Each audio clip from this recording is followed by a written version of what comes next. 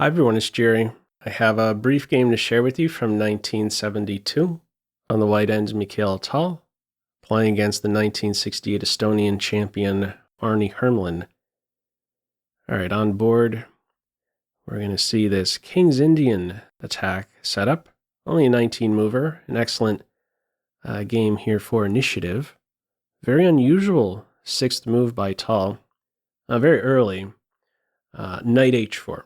And this bishop's eyes opened up right away. We're going to see some tricks that are available to white because of this, or really some limitations placed on black because of this early eye-opening move. There's a focus on the d5 square. Soon thereafter, it shifts towards the c5 square, or the c5 pawn. c5 is a bit more vulnerable with the bishop now being kettled. All right, first things first, in d5, in the crosshairs, 2 attackers, now 2 defenders. Here comes a 3rd attacker, and black continues here, developing, adding a 3rd defender. Now, before we get there, I'd like to highlight a several moves deep continuation, what's considered a best line here, grabbing space with d4. I want to give you a feel for how you can approach this move. This variation I'm putting on right now, at the very end of it, white's going to be down a pawn, but black is going to be uncastled. So at the end of this, which color are you with here? Who would you prefer to be? Black has to go uncastled here, blocking with the queen. Is going to drop the bishop. Who do you got? Team white? Team black? Calls this one around -0.3. I did stare at this position for a bit, experimented a bit more. There's an interesting positional idea for white, putting the bishop on e4, welcoming a pawn on e4, a nice grip over the d5 square, even trying to force that exchange, putting the knight on d5. Position like this, get the knight on d5, I think I'd be leaning a bit more towards white. Superior minor piece position, an unassailable knight on d5. In any case, this is one direction we could go out of this opening middle game position. No d5 though, simple. Knight g to e7, 3 attackers, 3 defenders, it's immediately resolved, and with that, the e4 square opens up.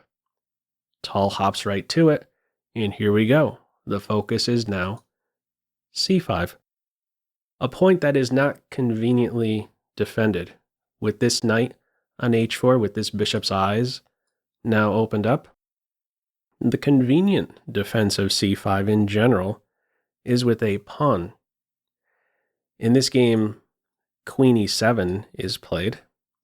If black plays b6 here, white would have a strong move, knight g5, bothering the bishop.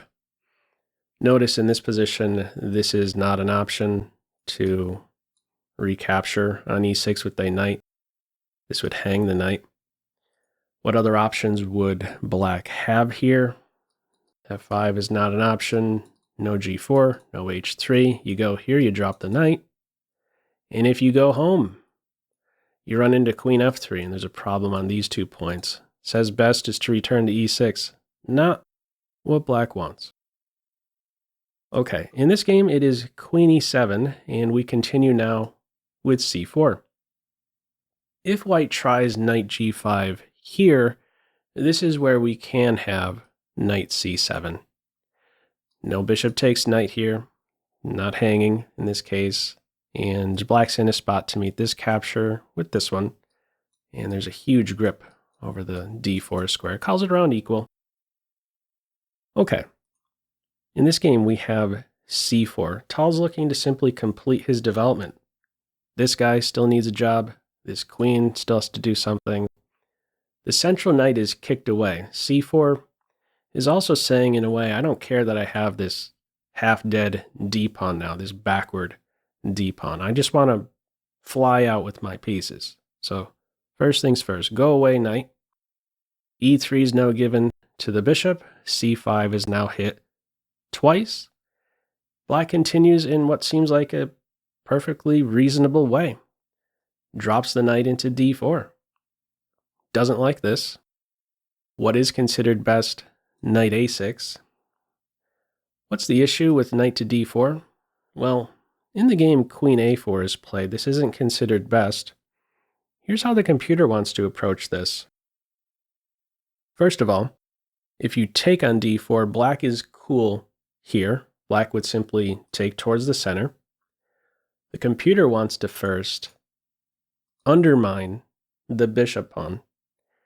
Wants to play first b4, and only after the b pawn has stripped the bishop pawn away, then we have this chop. The difference here is that the e pawn is no longer around, and white has this really strong play on the king side, a completely opened e file to work with, and right around the corner, this f5 break.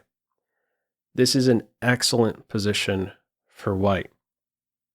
In our game, Tal's approach is to simply pinpoint c5 with a piece.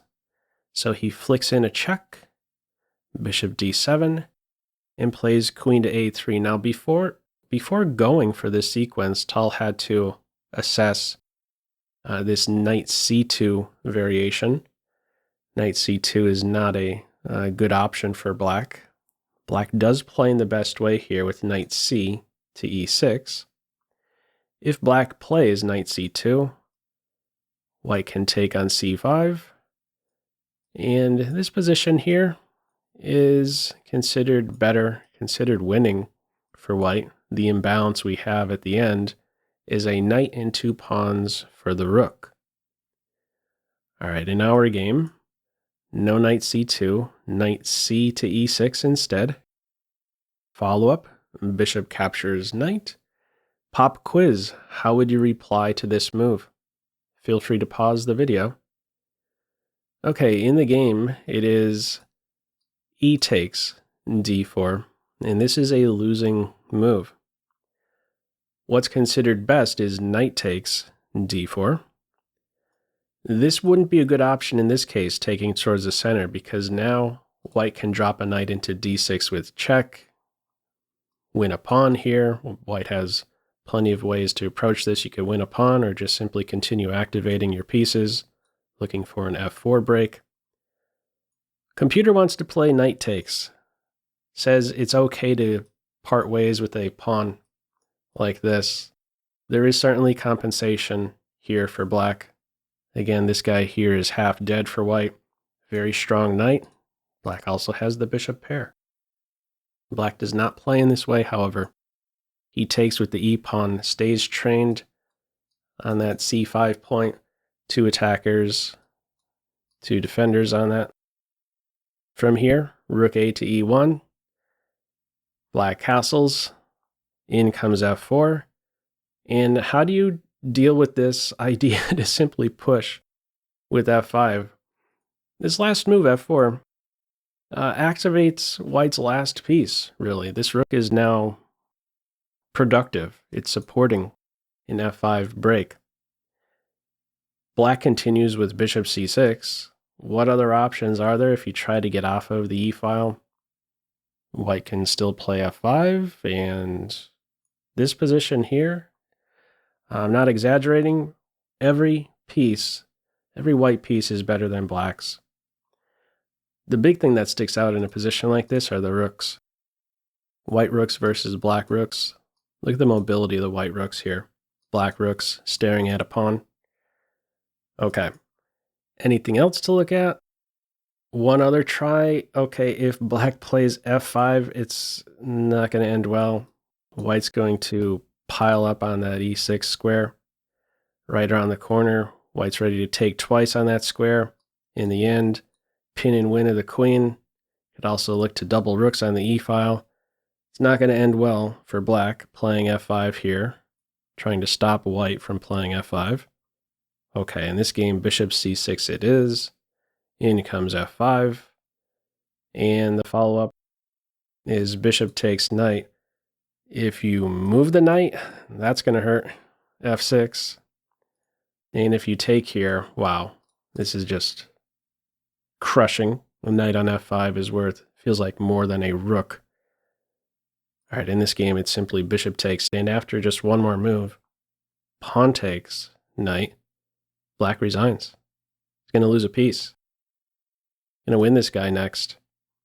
If you try and save the bishop with bishop takes bishop, we really get to see these rooks. Pawn takes with check. The queen will now fall. Next move. But in this one, after simply pawn takes knight, black resigns.